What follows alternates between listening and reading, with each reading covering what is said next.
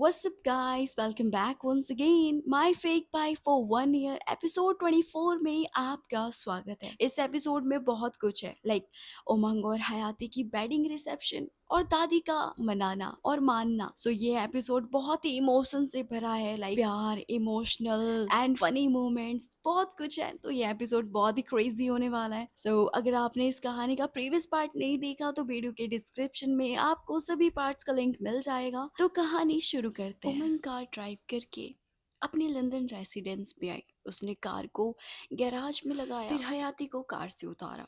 हयाती के पाँव डगमगा रहे थे। उसने हयाती को अपनी गोद में उठाया। गोद में आते ही हयाती ने उमंग को छेड़ना स्टार्ट कर दिया।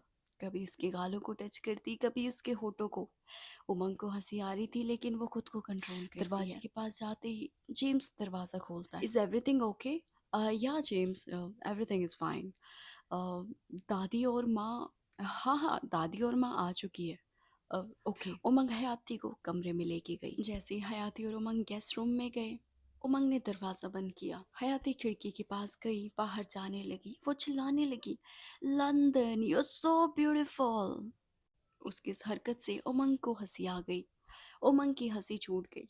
हयाती ने उसे हंसता देखा। वो उसके पास आ गई, उसके शर्ट को अपने हाथों से जकड़ लिया। आपको पता है, लंदन तो बहुत खूबसूरत है, लेकिन सबसे ज्यादा खूबसूरत पता है कौन है? कौन? मैं। इससे उमंग बहुत हंसी। हाँ, बहुत खूबसूरत हो तुम। हयाती बेड पे जाके अपने दोनों हाथ फैला के लेट गई। उमंग भी अपना ब्लेजर उतारती है। हयाती उसको देखती है और अपने दोनों हाथ फैला के उसे बुलाती है, मेरे पास आओ। क्या? मेरे पास आओ। तुम बहुत थक गई हो, सो जाओ। नहीं, मेरे पास आओ, वरना मैं चिल्ला के पूरा घर सर पे उठा लूंगी। उमंग उसकी बात से थोड़ा डर जाती है। वो उसके पास आती है। जैसे ही उमंग हयाती के पास आती है, हयाती उसे अपने ऊपर खींच लेती है। उमंग हयाती के ऊपर आ जाती है। क्या कर रही हो ये? मेरी तारीफ करो। अ, खूबसूरत लग रही हो आज तुम। बस इतू सा, जैसे आप ऑफिस में प्रेजेंटेशन देते हुए स्पीच देते हो, वैसे तारीफ करो। उमंग हयाती की मासूमियत देख के मुस्कुराई। तुम्हारी मुस्कान मेरी जिंदगी में एक रोशनी लेके आई। तुम जब हंसती हो तो ऐसा लगता है कि मैं एक अलग की दुनिया में हूँ। मुझे सब कुछ सपनों जैसा लगता है। तुम्हारी आंखों में हमेशा मुझे अपना घर दिखाई देता है।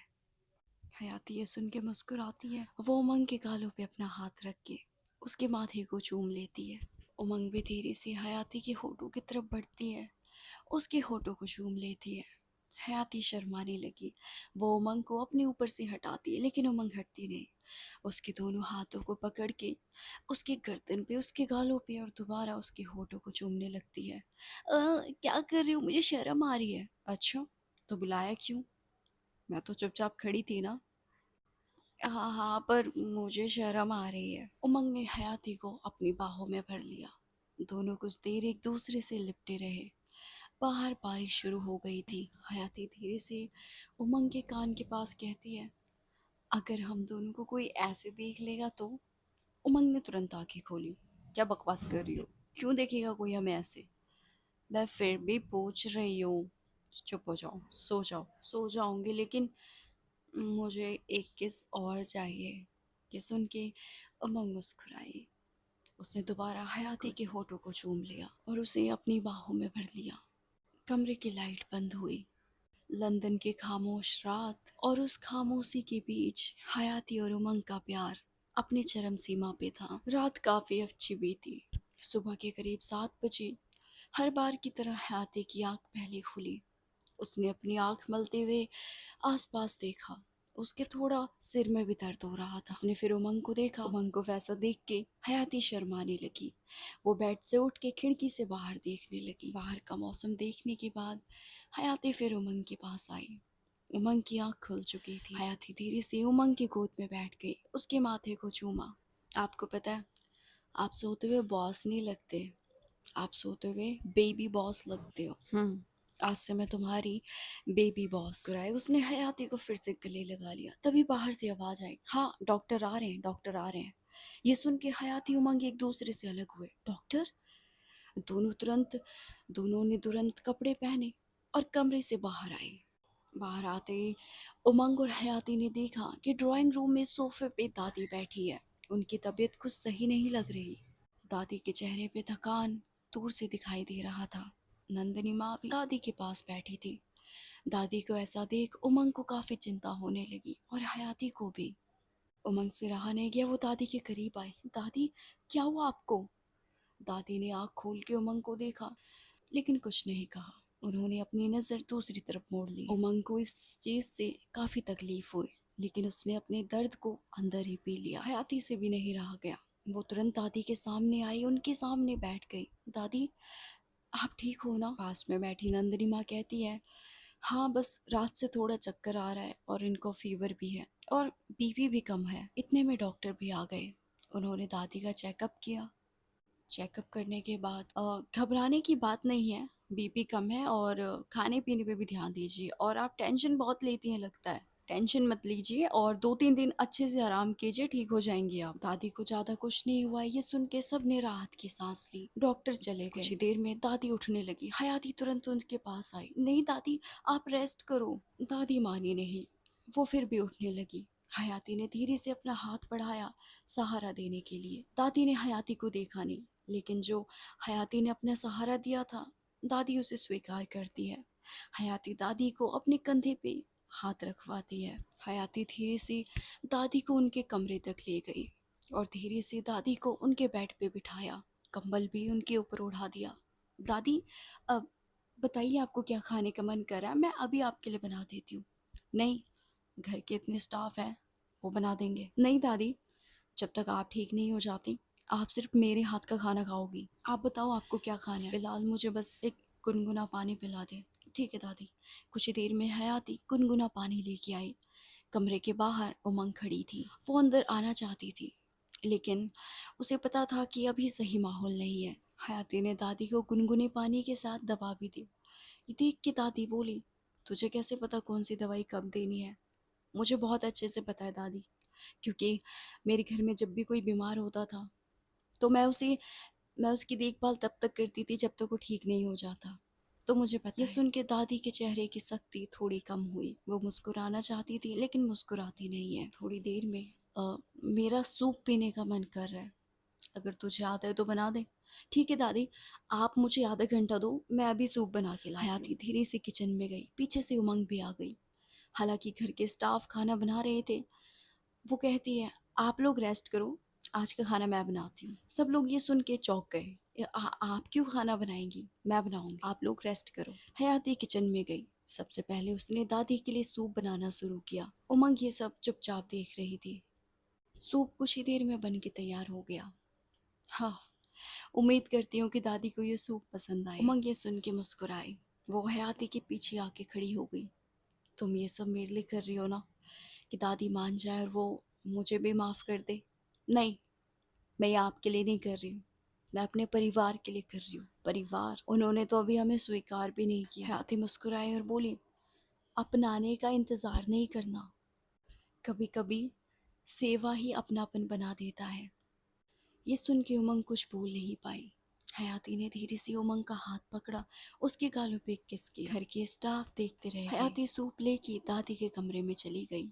पीछे से उमंग भी आई लेकिन वो अंदर नहीं गई, वो दरवाजे के बाहर ही खड़ी थी। दादी सो रही थी। हयाती ने धीरे से जगाया। दादी, गर्मा गर्म सूप पी लो फिर सो जाना। दादी ने अपनी आँख खोली। उन्होंने सूप को देखा। ये तूने बनाया? जी दादी, मैंने बनाया आपके लिए। दादी ने सूप का एक घूंट पिया। कुछ देर तक वो कुछ नहीं बोली। हयाती डर गई। उसे लगा कि शायद सूप अच्छी नहीं बनी। दादी ने सूप का दूसरा घूंट पिया। इस बार क्या बात है, नमक मिर्च सब कुछ स्वाद आ रहा है। तू फोटोग्राफर है या कोई शेफ? ये सुन के हयाती के चेहरे पे मुस्कान खिल उठी।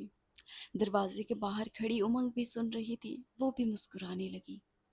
उसने भी एक राहत की सांस ली। दोपहर करीब 2 बजे दादी अपने कमरे में आराम कर रही थी। कमरे में नंदिनी माँ भी थी और साइड में सोफे पे बैठी हयाती भी। वो दादी की देखभाल करने के लिए बैठी थी। नंदिनी माँ ने हयाती को देख के कहा, बेटा तू भी थोड़ा आराम कर ले, कब तक ऐसे बैठी रहेगी? कोई बात नहीं माँ, मैं ठीक हूँ। हयाती के मुंह से माँ सुन के नंदिनी माँ रुक गई। तूने मुझे माँ कहा। हाँ, सॉरी अगर आपको बुरा लगा हो तो। नंदिनी माँ मुस्कुराई।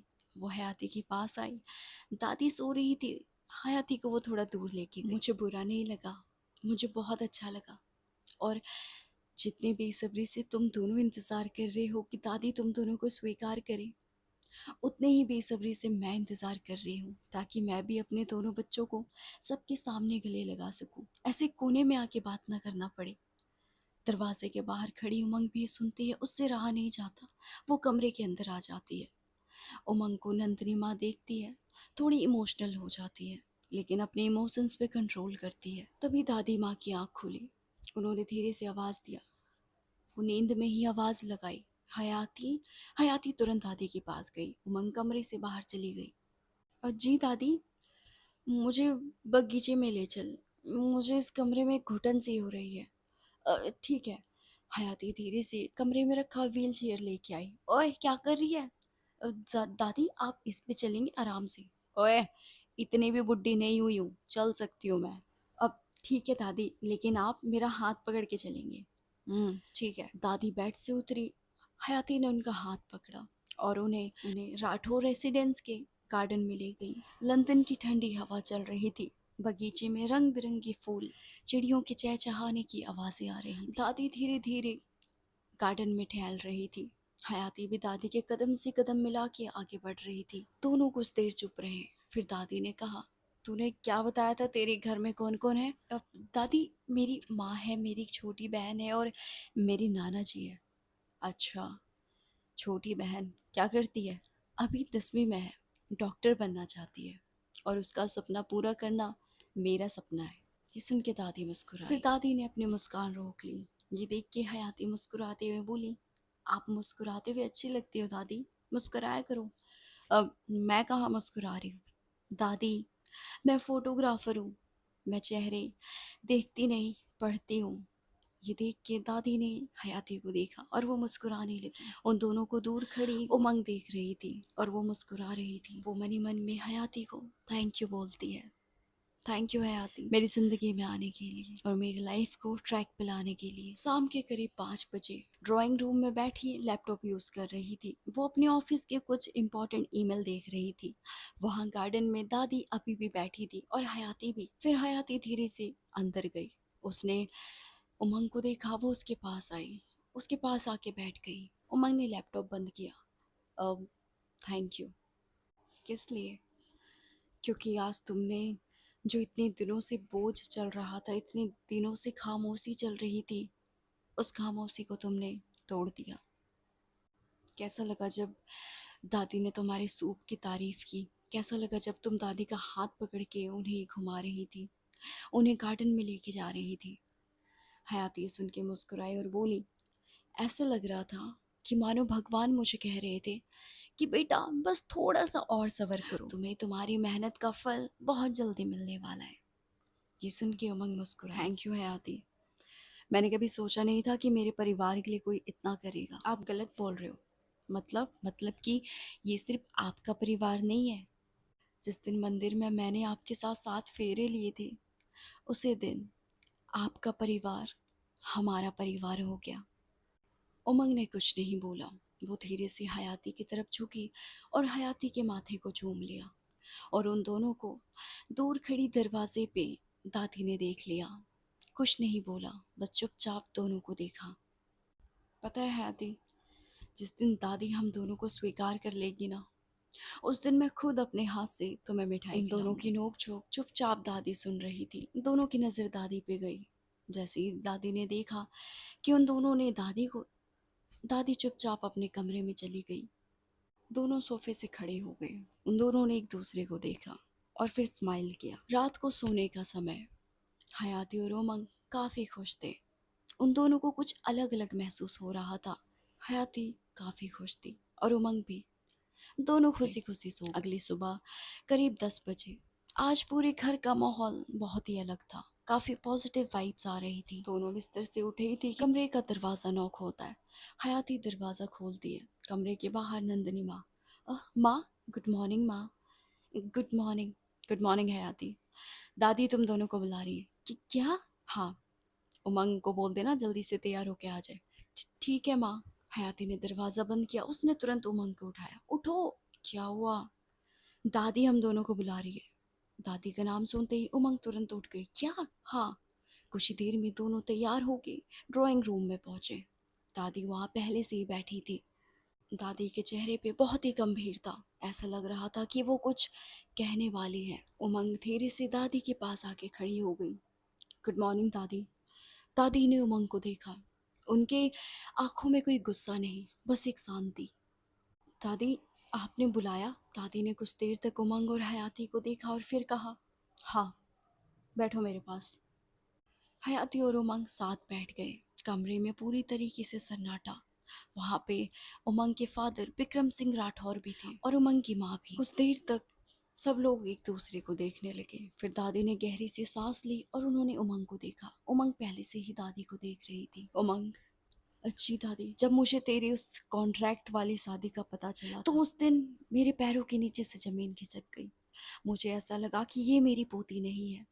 मुझे ऐसा लगा कि मेरी पोती कहीं खो गई है। उस दिन मेरा दिल बहुत दुखा। ये सुन के उमंग ने अपनी आंखें बंद कर ली। उसकी आंखें नम हो गई। उसने धीरे से कहा, दादी, मैंने आपको बहुत तकलीफ दी है। मुझे माफ कर दो। गलती तो हुई है तुझसे, वो भी बहुत बड़ी गलती। लेकिन जब से तुम दोनों यहाँ आए हो, तुम दोनों के बीच में मैंने कुछ देखा। दादी ने हयाती की तरफ देखा और कहा, इस लड़की ने हमेशा मुझे इज्जत दी, जबकि मैंने इससे कभी बात भी नहीं की, लेकिन फिर भी हमेशा कोशिश में थी कि कैसे मुझे मना ले। कल पूरे दिन मेरे सामने बैठी रही, अपने बारे में एक बार भी नहीं सोचा। इसे पता था कि मैं इससे नाराज हूँ, फिर भी मेरी सेवा की। मुझे गर्म पानी दिया, मुझे दवाई दी, मेरा ध्यान रखा। और सबसे बड़ी बात, मेरे परिवार को अपना परिवार माना। हयाती की भी आंखें नम हो गई। वो धीरे से बोली, दादी ने उसे रोक दिया। बस, आज मुझे बोलने दे। कमरे में फिर एक खामोशी। फिर दादी ने धीरे से उमंग की तरफ देखा। और तू उमंग, मैंने तुझसे बात नहीं की क्योंकि मैं तेरे से नाराज थी, क्योंकि तूने मेरे से झूठ बोला, ऐसा झूठ जो मैं कभी सोच भी नहीं सकती थी। लेकिन इन दिनों मैंने वही पुरानी उमंग देखी जो झूठ से नफरत करती थी और बस अपनी जिम्मेदारियों को पूरा करती थी। और सबसे बड़ी बात ये कि जो अपनी पत्नी से इतना प्यार करती है, जो अपने पत्नी को इस सम्मान दिलाने के लिए हजारों मील दूरी करके आई ताकि उसकी पत्नी को परिवार में दर्जा मिल सके। उमंग ने गहरी सी सांस ली और सिसकियां लेते हुए कहा, दादी, मैंने आपको बहुत दुख दिया है, मुझे माफ कर दीजिए। ये बोलते हुए उमंग ने दादी का हाथ पकड़ लिया। उमंग घुटने पे आ गई। वो दादी के सामने हाथ जोड़ के बैठ गई। मेरा इरादा कभी भी आपको तकलीफ देने का नहीं था, बस मैं डर गई थी और और मैंने वो गलत फैसला ले लिया। दादी की भी आंखों में आंसू आ गए। उन्होंने अपने कांपते हाथों से उमंग के हाथ को पकड़ा। बस, अब और नहीं। उन्होंने उमंग को उठाया और गले से लगा लिया और रोते हुए कहा, मैंने तुझे माफ किया मेरी बच्ची। आखिर मैं तुझसे नाराज कितने दिन रह सकती हूँ? मेरा भी तो दिल जल रहा था इतने दिनों से। तेरे से बात नहीं की, तुझे गले नहीं लगाया, तुझे डांटा नहीं, मेरे पे भी तो क्या बीत रही थी। हयाती भी ये देख के रोने लग गई। दादी ने उसे भी अपने पास बुलाया और उसे भी गले से लगा लिया। घर के सदस्य भी इमोशनल हो गए। उमंग सबके सामने फूट फूट कर रोने लगी। उसने इतने महीनों के बाद अपनी दादी को गले लगाया। कुछ देर में दादी ने धीरे से हयाती को कहा, मुझे माफ कर दे हयाती। नहीं दादी, मैंने तुझे उस दिन घर से जाने के लिए कहा, तुझे बुरा लगा ना? दादी, आप माफी मत मांगो। नहीं, क्या तू आज इस बुढ़िया औरत को माफ नहीं करेगी? दादी प्लीज। हयाती, आज से तू सिर्फ उमंग की पत्नी नहीं है, तू मेरी पोती है, तू इस घर की बहू है और तू मेरी बेटी है। पीछे से नंदिनी माँ भी आई। उसने भी उमंग को गले लगा लिया। हयाती को भी देखा और हयाती को भी गले लगा लिया। कमरे में मौजूद सभी परिवार, सभी सदस्य की आंखों से आंसू आ रहा था और हर एक गिरता आंसू यही कह रहा था कि परिवार फिर से एक हो गया। कुछ देर के बाद माहौल हल्का हुआ। हालांकि सबकी आंखें अभी भी नम थी, लेकिन चेहरे पे एक मुस्कान भी थी। दादी ने हंसते हुए कहा, बहुत रुलाया तुम दोनों ने। तुम दोनों लंदन घूमने आए थे, ये मुझे रुलाने? ये सुन के सब हंसने लगे। शाम के करीब 3 बजे दादी की तबीयत अब पहले से बेहतर लग रही थी। सभी लोग ड्राइंग रूम में बैठे थे। हयाती ने पूरे परिवार के लिए खीर बनाया था। सब लोग खीर खा रहे थे। उमंग अपना फ़ोन यूज़ कर रही थी। दादी, नंदिनी माँ और हयाती साथ में बैठ के बातें कर रहे थे। तभी दादी ने अपनी छड़ी हल्की से जमीन पे टिकाई। कमरे में एक शोर गूंज गया। सबकी नज़र दादी पे गई। देखो, जब पूरा परिवार एक साथ बैठा ही है तो मुझे तुम लोगों से एक ज़रूरी बात करनी है। ये सुन के पूरे कमरे में सन्नाटा छा गया। उमंग ने अपना मोबाइल साइड में रखा और वो दादी के पास आ गई। दादी ने कुछ देर तक सबको देखा। फिर दादी की नज़र उमंग और हयाती पे आ गई। जब तुम दोनों ने पहली बार शादी की थी तो वो एक गलती थी, वो एक मजबूरी थी, है ना? हयाती और उमंग बिल्कुल। लेकिन इस बार तुम दोनों ने सच में शादी की है, जिसके बारे में किसी को पता भी नहीं है। पर मैं चाहती हूँ कि ये पूरी दुनिया को पता चले कि तुम दोनों एक असल में जीवन साथी हो। तुम दोनों ने सच में 7 फेरे लिए हैं। तुम दोनों ने सच में भगवान के सामने खुद को एक वैवाहिक जोड़े की तरह रखा है। हयाती और उमंग चुपचाप दादी उन्हें समझ नहीं आ रहा था कि दादी कहना क्या चाहती है। उमंग और हयाती, मैं कहना ये चाहती हूँ कि राठौर परिवार में बहुत सालों के बाद खुशियाँ लौटी हैं और मैं ये खुशियाँ छुपा के नहीं रखना चाहती। इसलिए मैंने एक फैसला किया है। 2 दिन में तुम दोनों की वेडिंग रिसेप्शन। ये सुन के पूरा कमरा कुछ पल के लिए शांत हो गया। हयाती ने धीरे से कहा, दादी, क्या सच में आप? हाँ, सच में तुम दोनों की एक ग्रैंड वेडिंग रिसेप्शन रखना चाहती हूँ। उमंग ने धीरे से कहा, दादी, इन सब की क्या जरूरत है? दादी खड़ी हो गई। जरूरत है उमंग, जरूरत है। इस बार मैं खुद सबको बताऊंगी कि हयाती राठौर खानदान की सिर्फ बहू ही नहीं, वो हमारी बेटी भी है। वो इस घर का मान है, सम्मान है। वो हमारे लिए सब कुछ है। ये सुन के हयाती की आंखों से आंसू छलक गए। दादी हयाती के पास गई, उसे गले से लगाया। रो मत मेरा बच्चा, अब तो खुशियां शुरू हुई। धीरे धीरे दोनों की ग्रैंड वेडिंग प्रिपरेशन शुरू हो गई। हयाती और उमंग को तो यकीन ही नहीं हो रहा था कि क्या हो रहा है। दादी ने उन दोनों को एक्सेप्ट भी कर लिया और अब रिसेप्शन पार्टी भी रख रही है। धीरे धीरे गेस्ट लिस्ट भी बन गया। पुराने पुराने लंदन के friends, business partner, families, cousin और उमंग के कॉलेज के फ्रेंड्स भी। जब उमंग को ये बात पता चलती है तो दादी को मना करती है। दादी, मैं उन लोगों से कितने सालों से मिली भी नहीं हूँ। इतने सालों के बाद मिलूंगी तो थोड़ा ऑकवर्ड होगा। क्या ऑकवर्ड? तूने मिलना बंद किया, उन लोगों को आज भी तो याद है। दादी हयाती के पास भी गई। बेटा, तेरा कोई लंदन में रहता है तो उन्हें भी बुला ले। हयाती मुस्कुराई और धीरे से बोली, नहीं दादी, मेरे इतने बड़े लोग नहीं हैं। ये सुन के दादी ने बोला, बेटा, रिश्तों की कीमत नाम या पैसों से नहीं होती। रिश्तों की कीमत दिल से होती है, व्यवहार से होती है। पीछे से नंदनी माँ आई। दादी, शादी का रिसेप्शन का थीम क्या रखेंगे? दादी मुस्कुरा के बोली, रॉयल इंडियन लुक, लेकिन लंदन की एलिगेंस के साथ। ये सुन के उमंग धीरे से बोली, क्या बात है दादी, आपने तो सब कुछ पहले ही प्लान कर लिया। करूं भी क्यों ना, राठौर एम्पायर की मुखिया हूँ। हर चीज़ दिमाग में चलते रहती है। सभी हंस पड़े। रात के करीब 10 बजे उमंग और हयाती कमरे में थे। हयाती थोड़ी डरी हुई थी। उमंग पीछे से आके उसे हक करती है। दोनों एक दूसरे को शीशे के सामने देख रहे थे। क्या हुआ तुम्हें? मुझे थोड़ा डर लग रहा है क्योंकि इतने बड़े बड़े बिजनेसमैन, वीआईपी लोग, कैमरा, मीडिया, रिलेटिव्स और आपके फ्रेंड्स भी आ रहे हैं। मुझे समझ नहीं आ रहा कि मैं उन सबको कैसे फेस करूंगी। तुम अकेले थोड़ी हो, मैं हूं तो तुम्हारे साथ। सच में आप रहोगे ना मेरे साथ? आप मुझे छोड़ के तो नहीं चले जाओगे? कैसी बातें कर रही हो? छोड़ने के लिए थोड़ी ना पकड़ा है तुम्हें। हयाती मुस्कुराई। उसने उमंग को गले लगा लिया। अगले दिन सुबह के 7 बजे सब लोग रिसेप्शन वेन्यू पहुंच गए थे। The grand reception ball room, London.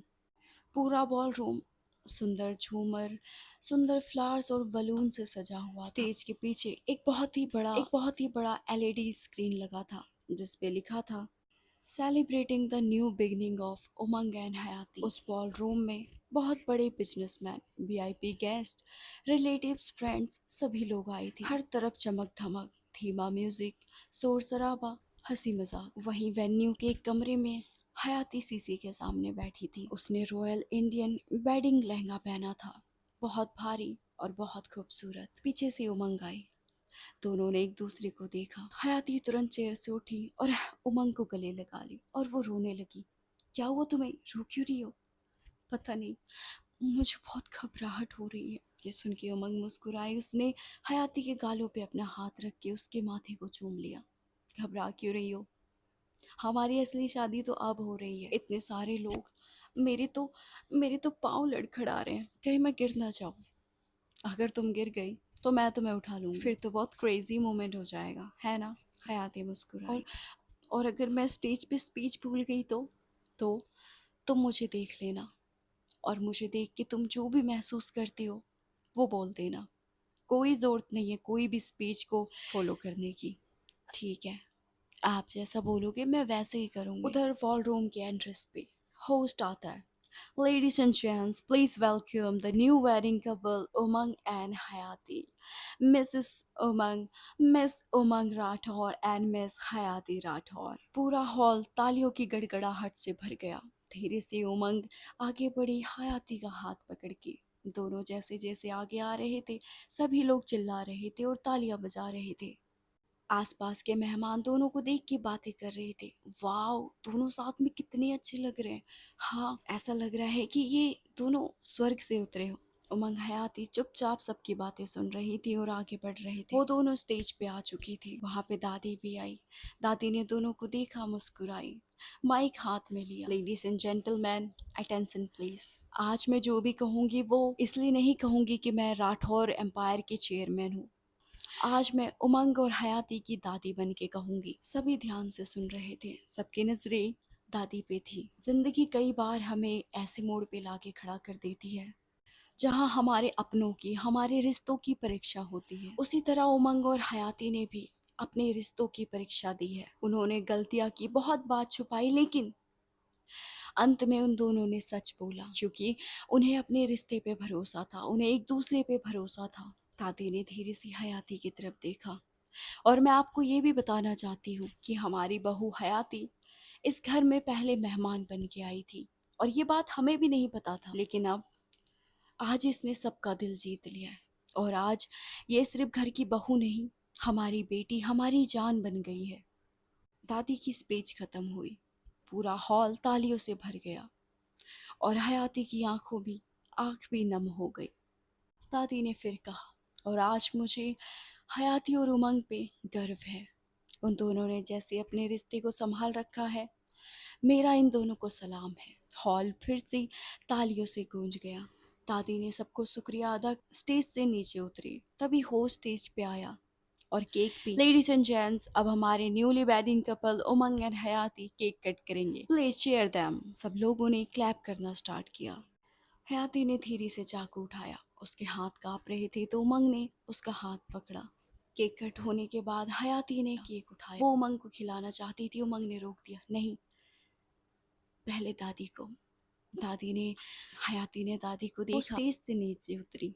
उसने दादी को केक खिलाया। दादी स्टेज पे आई। उसने अपने हाथों से दोनों को केक खिलाया। सभी लोग काफी खुश थे। धीमा धीमा संगीत बज रहा था। सभी डांस कर रहे थे। हयाती और उमंग भी एक दूसरे की बाहों में सालसा डांस कर रहे थे। हयाती धीरे से कहती है, मुझे यकीन नहीं हो रहा, मुझे ये सब सपनों जैसा लग रहा है। सच बताऊं हयाती, मैं ज़्यादा सपनों में नहीं जीती, मैं ज़्यादा डे ड्रीमिंग नहीं हूँ, लेकिन आज मुझे भी ये सब सपनों जैसा लग रहा है। लग ही नहीं रहा ये सब सच है। सही कहा आपने। मुझे हमारी पहली मीटिंग याद आ रही है। वो कैफ़े वाली? नहीं, जब मैंने आपको 7 स्टार होटल में पहली बार देखा था। कभी सोचा नहीं था आपके साथ ऐसे डांस करूंगी। उमंग और हयाती अपनी पुरानी बातों को याद करके मुस्कुराते हैं, थोड़ा इमोशनल भी हो जाते हैं। वेन्यू पे मौजूद सभी कैमरामैन हयाती और उमंग की तस्वीरें लेते थकते नहीं। फ्लैश तो बंद ही नहीं होता, तालियों की गड़गड़ाहट भी कम नहीं होती। और पूरे राठौर परिवार के लिए ये सिर्फ एक रिसेप्शन नहीं था, ये उस रिश्ते का सेलिब्रेशन था जिसमें भरोसा, माफ़ी और प्यार प्यार से सबका भरोसा जीता और अपना सम्मान वापस पाया।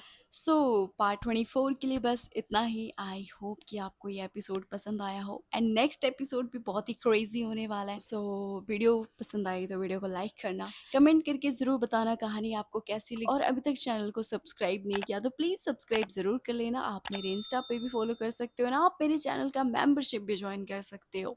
सो अभी के लिए बस इतना ही। मैं मिलती हूँ आपसे नेक्स्ट एपिसोड में।